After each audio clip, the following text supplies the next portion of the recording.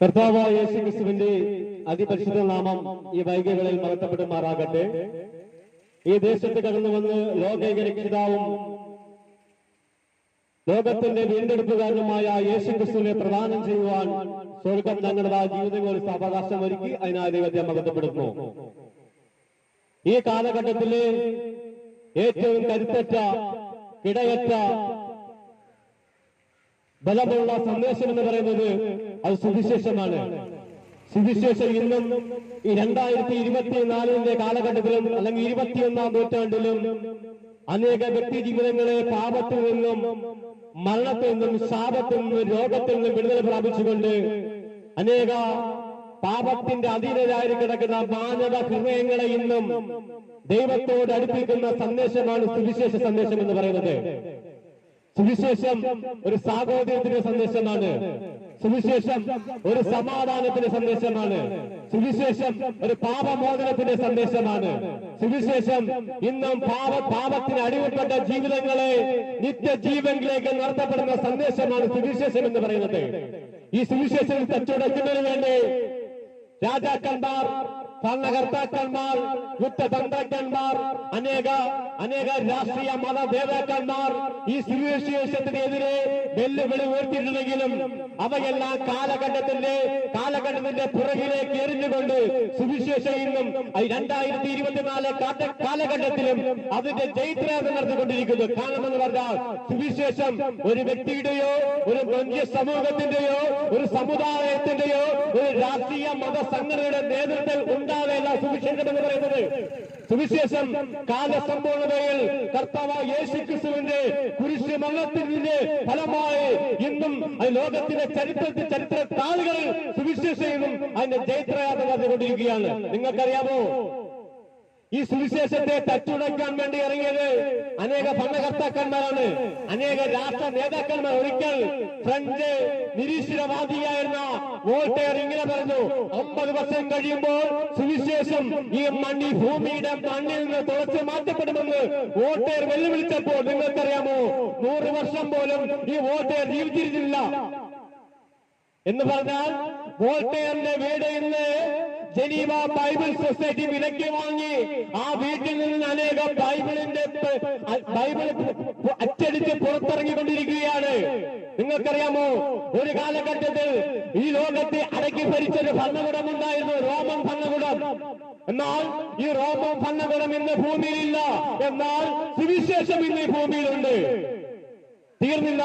ഇനി എത്രയൊക്കെ പ്രഭാവന്മാർ ഈ ലോകത്തിൽ സുവിശേഷത്തെ തച്ചുടയ്ക്കാൻ വേണ്ടി ലോകത്ത് വന്നപ്പോൾ അവരെല്ലാം കാലയവരികളിൽ മറഞ്ഞുവെങ്കിലും ഇന്നും സുവിശേഷം ലോകത്തിന്റെ വിവിധ സ്ഥലങ്ങളിൽ, ലോകത്തിന്റെ 5 വൻകരകളിലും സുവിശേഷം അതിന്റെ ജൈത്രയാത്ര നടത്തിക്കൊണ്ടിരിക്കുകയാണ്. ഈ സുവിശേഷം തച്ചുടയ്ക്കുവാൻ ലോകത്തിലെ ഒരു ശക്തിയും കഴിയാതിരിക്കുമ്പോൾ പാപത്തിൽ വീഴുന്ന മനുഷ്യരെ, പാപമെങ്കിലമായ ജീവൻ നയിക്കുന്ന മനുഷ്യരെ, മദ്യത്തിന് അടിമയായ മനുഷ്യരെ, പാപത്തിന്റെ കുഴിയിൽ കിടക്കുന്ന മനുഷ്യരെ നീതിമാനാക്കി തീർക്കുവാൻ ഒരേ ഒരു മാർഗം, അത് യേശുക്രിസ്തുവിന്റെ മാർഗമേ ഉള്ളൂ. എന്നെല്ലാം നേർച്ചകളും കാഴ്ചകളും പരിപാടികളും നൽകി മനുഷ്യൻ പാപമോചനത്തിന് വേണ്ടി ജീവിക്കുമ്പോൾ എല്ലാ മനുഷ്യരും ലോകത്തോട് ചോദിക്കുന്ന ഒരു ചോദ്യമുണ്ട്, അല്ലയോ ദൈവമേ ഞങ്ങൾക്ക് വെളിച്ചം വേണം, അല്ലയോ ദൈവമേ ഞങ്ങൾക്ക് മരണശേഷം ഒരു മരണാനന്തര ജീവിതം വേണം, അല്ലയോ ദൈവമേ ഞങ്ങളെ ഇരുട്ടിൽ ഞങ്ങളെ വെളിച്ചത്തിലേക്ക് വഴിതെടുത്തമേ, അല്ലയോ ദൈവമേ ഞങ്ങളെ സത്യത്തിന്റെ അവസ്ഥയിലേക്ക് ഞങ്ങളെ വഴിതെടുത്തമെന്ന് എല്ലാ ലോക ജനതകളും പ്രാർത്ഥിക്കുമ്പോൾ ആ പ്രാർത്ഥനയ്ക്ക് വ്യക്തമായ മറുപടി നൽകിയ ഒരു ആചാര്യനുണ്ട്. ഇവിടുത്തെ ഭാരതീയ ആചാര്യന്മാർ അല്ലെങ്കിൽ ഋഷിവര്യന്മാർ അവർ ലോകത്തോട് വിളിച്ചു ചോദിച്ച ഒരു പ്രാർത്ഥനയുണ്ട്, അസതോമാം സത്യമയ, അസത്യത്തിൽ നിന്ന് സത്യത്തിലേക്ക് വഴി നടത്തമേ, തമസോമാം ജ്യോതിർഗമയ, ഇരുട്ടിൽ നിന്ന് വെളിച്ചത്തിലേക്ക് വഴി നടത്തമേ, മൃത്യോമാം അമൃതമയ, മരണത്തിൽ നിന്ന് മരണമില്ലാത്ത അവസ്ഥയിലേക്ക് എന്നെ കൊണ്ടെത്തിക്കണമെന്ന് ലോകത്തോട് വിളിച്ചു ചോദിച്ചപ്പോൾ എല്ലാ മനുഷ്യരും ഈ പ്രാർത്ഥനയ്ക്കുമ്പോൾ അവർ പഞ്ചഭുതമല നിന്നപ്പോൾ യേശുക്രിസ്തു പറഞ്ഞു, ഞാൻ തന്നെ ലോകത്തിന്റെ വെളിച്ചമാകുന്നു, എന്നെ അനുഗമിക്കുന്നവൻ ഇരുളിൽ വസിക്കാതിരിപ്പാൻ വെളിച്ചം ലോകത്തിന്റെ വെളിച്ചമായി ലോകത്തിലേക്ക് കടന്നു വന്നിരിക്കുന്നു. ഞാൻ തന്നെ മരണവും പുനരുത്ഥാനവും ജീവനുമാകുന്നു. പറഞ്ഞു, എന്നിൽ വിശ്വസിക്കുന്നവൻ മരിച്ചാലും ജീവിക്കും, ഞാൻ തന്നെ വഴിയും സത്യവും ജീവനുമാകുന്നു, ഞാൻ മുഖാന്തരമല്ലാതെ പിതാവിന്റെ അടുക്കൽ അഥവാ സ്വർഗ രാജ്യത്തിലെത്തുവാൻ കഴിയത്തില്ല.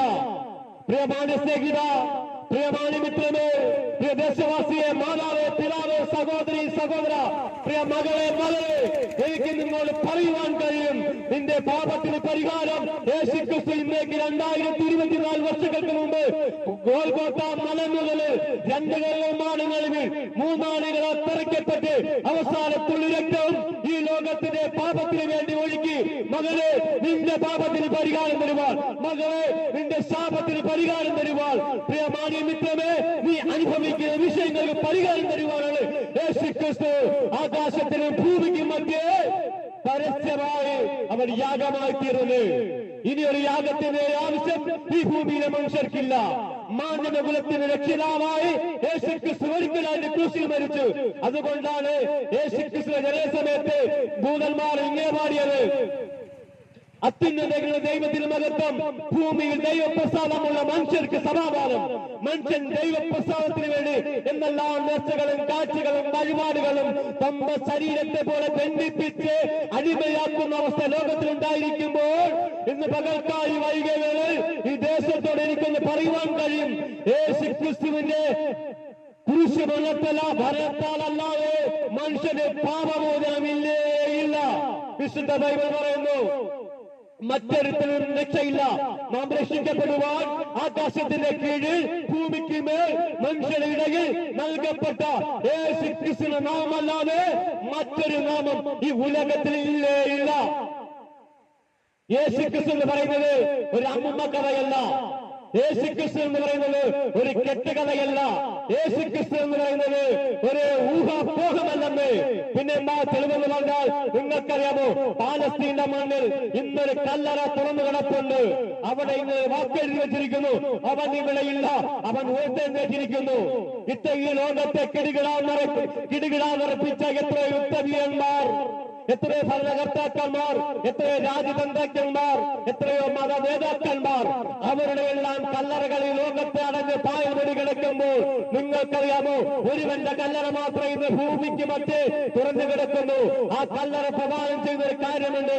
മരണശേഷം, മനുഷ്യന്റെ മരണശേഷം മനുഷ്യന് മരണാനന്തര ജീവിതമുണ്ട്.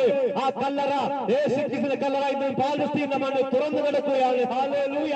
കാലഘട്ടത്തെ AD എന്നും BC എന്നും രണ്ടാക്കി മാറി തിരിച്ചുകൊണ്ട് നിങ്ങൾ ചിലപ്പോൾ നിരീശ്വരവാദിയായിരിക്കാം, ചിലപ്പോൾ ഒരു ദൈവമുണ്ടെന്ന് വിശ്വസിക്കുന്ന വ്യക്തിയായിരിക്കാം. എന്നാൽ എനിക്കിന്ന് പകൽക്കാലം പറയുവാൻ കഴിയും, യേശുക്രിസ്തുവിൽ മാത്രമേ രക്ഷയുള്ളൂ. യേശുവിനെ അംഗീകരിച്ചാലും അംഗീകരിച്ചില്ലെങ്കിലും ഞാനും നിങ്ങളും അറിഞ്ഞുകൊണ്ടോ അറിയാതെയോ ഓരോ പ്രഭാവം എന്റെ നിങ്ങളുടെ ജീവിതത്തിൽ പൊട്ടിപ്പുറപ്പെടുമ്പോൾ യേശുക്രിസ്തുവിന്റെ ജനത്തെയും മരണത്തെയും ആധാരമാക്കി ഒരു നിമിഷമെങ്കിൽ നമ്മൾ ചിന്തിക്കും, അല്ലെങ്കിൽ നമ്മൾ പറയുന്ന പ്രവൃത്തിയോ അല്ലെങ്കിൽ നമ്മൾ എഴുതുന്ന പ്രവൃത്തിയോ യേശുക്രിസ്തു ജനിച്ചു മരിച്ചു എന്നതിന്റെ തെളിവാണ് ഇന്ന് 2024 സൂചിപ്പിക്കുന്നത്. എത്രയോ പ്രഭാവന്മാർ ഉരുക്ക് തല്ലുകൊണ്ട് ഉലകം ചതയിച്ച എത്രയോ നേതാക്കന്മാർ, അവിടെയെല്ലാം കല്ലറ കാലഘട്ടത്തിൽ അടഞ്ഞു കിടക്കുമ്പോൾ യേശുക്രിസ്തുവിന്റെ കല്ലറ പാലസ്തീന്റെ മണ്ണിൽ തുറന്നു കിടക്കുന്നു. അത് പറയുന്ന ഒരു കാര്യമുള്ളൂ, കർത്താവായ യേശുക്രിസ്തു ഈ ഭൂമിയിലേക്ക് ഇനി മടങ്ങി വരാൻ പോകുന്നു. ആകയാൽ മാന്യമിത്രമേ, യേശുവിനെ സ്വീകരിക്കുവാൻ ഒരു നേർച്ചയുടെയോ ഒരു കാഴ്ചയുടെയോ ഒരു വഴിപാടിന്റെ ആവശ്യം മനുഷ്യരാവശ്യമില്ല. പിന്നെയോ നീ ഹൃദയം കൊണ്ട് വിശ്വസിക്കുകയും വായ കൊണ്ട് ഏറ്റുപറയുകയും ചെയ്താൽ ഈ പകൽ ഈ വൈകികളിൽ യേശു നിന്നെ സ്നേഹിക്കുന്നു. പ്രിയ സഹോദര, നീ അനുഭവിക്കുന്ന ഏത് വിഷയത്തിലും പരിഹാരം യേശുക്രിസ്തുവിലൂടെയുണ്ട്. നീ രോഗിയാണോ, നീ കടഭാരത്തിലാണോ, അതോ നീ തീരാ മദ്യപാനത്തിന്റെ അടിമത്തിലാണോ, അതോ നിന്റെ ജീവിത ദുർമാർഗത്തിൽ അടിപ്പെട്ടിരിക്കുന്നുവെങ്കിൽ ഈ വൈകിവേളയിൽ യേശുവിനോട് പ്രാർത്ഥിക്കാൻ തയ്യാറാകുന്നുവെങ്കിൽ യേശു നിന്നെ സ്നേഹിക്കുന്നു. ഈ ലോകത്തിലെ ഒരു വ്യക്തിയെക്കാൾ ഉപരി, അപ്പനേക്കാൾ ഉപരി, അമ്മയെക്കാൾ ഉപരി, സ്വന്തം മക്കളെക്കാൾ ഉപരി ഈ ലോകത്തിൽ യേശു നിന്നെ സ്നേഹിക്കുന്നു. നാം കാണുന്ന ഇപ്പോഴത്തെ കാലഘട്ടം നമുക്കറിയാമല്ലോ.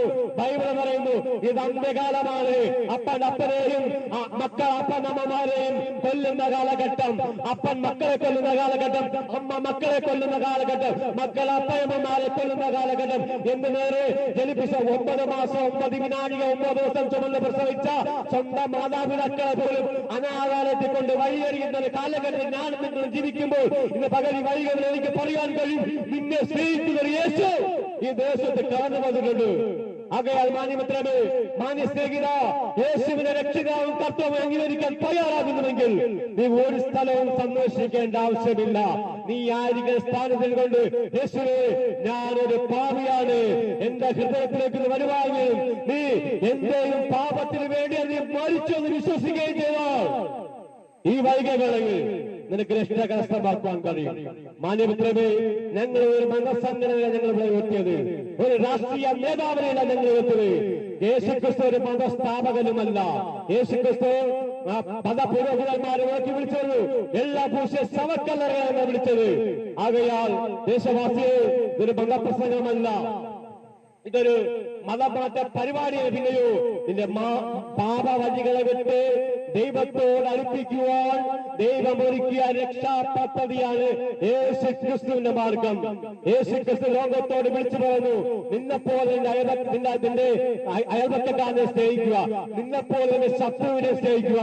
ഈ ഒരു പ്രതിശ്വാസം വിളിച്ചു പറഞ്ഞ ഒരേ ഒരു ആത്മീക ഗുരു എന്ന് പറയുന്നത് അത് യേശുക്രിസ്തുവാണ്.